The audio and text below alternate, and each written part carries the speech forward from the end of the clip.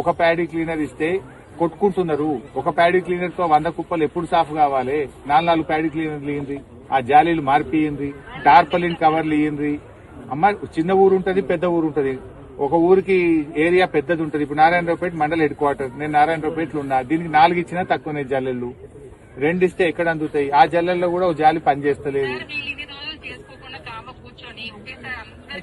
లేదమ్మా, ఇప్పుడు వడ్లు ఇప్పుడు కొత్తగా పండలేదు. కలెక్టర్ గారు మీరు ఏమనుకోవద్దు, మీరు రైతు బిడ్డనే. వడ్లేం కొత్తగా వండలేదు, గవర్నమెంట్ ఏం కొత్తగా కొంటలేదు. ఎప్పుడు లేని ముచ్చట ఇప్పుడు పెట్టారు కొత్త కథ ఈ సంవత్సరం. నిజం చెప్తున్నా నేను దయచేసి మంత్రి గారికి కూడా ఇప్పటిదాకా అదే చెప్పిన. మీతో మంత్రి గారితో నా వినవి, ఎప్పటిలాగా గత సంవత్సరం కొన్నట్టు ఏ ఊరు మిల్లు ఆ ఊరికి పెట్టండి, ఫటాఫట్ లేపండి దయచేసి.